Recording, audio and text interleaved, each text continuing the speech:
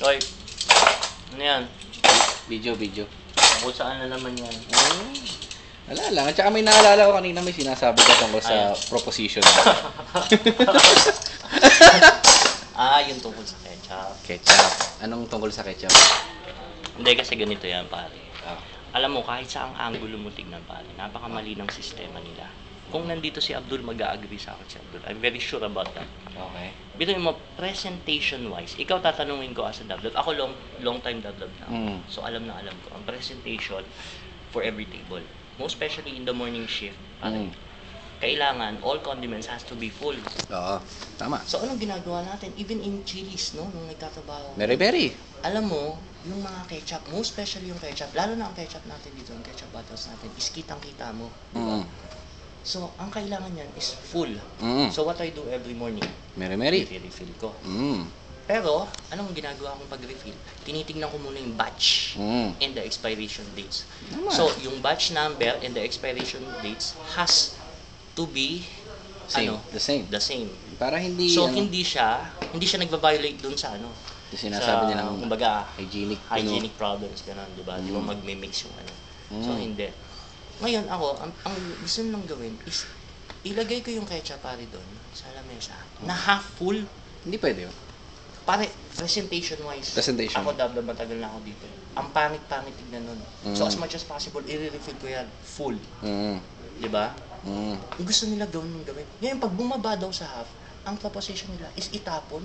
Hindi ba nila naisip pare yung percentage ng consumption ng ang nagagamit lang natin is nasa mga 60 to 70% of the amount inside the ketchup bottle. Sinabi mo? Alam mo ba kung ano magiging end result niyan? Ano?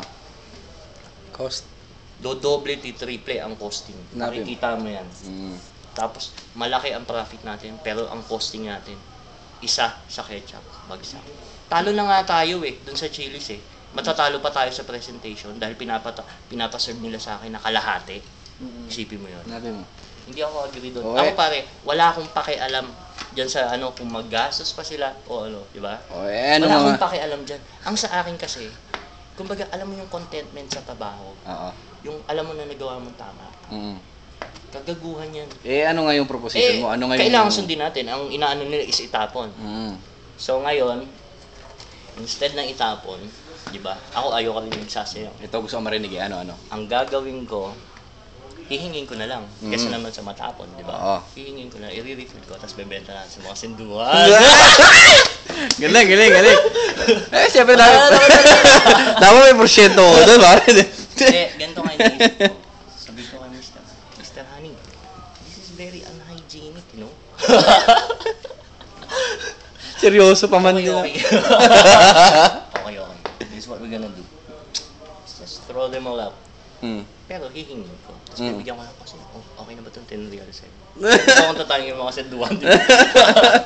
Nakikita. Ang dami ng boy. Sabi mo, naka-Heinz na Total, di ba? Yan ang gusto nyo O sige, bigay natin yung gusto nyo. Ako wala mawawala sa akin. Actually, kung tutuusin pare, ano yan yung bawas sa trabaho ko, nakita mo kung gaano karaming bottles ang nire-refill ko everyday. Diba? Dalawang bucket na gano'n. O ngayon, wala na ako i-refill. I-refill ko lang, iuuwi ko. Benta. Benta na. Pera. Magaling.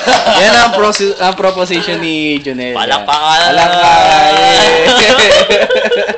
Ulul ka.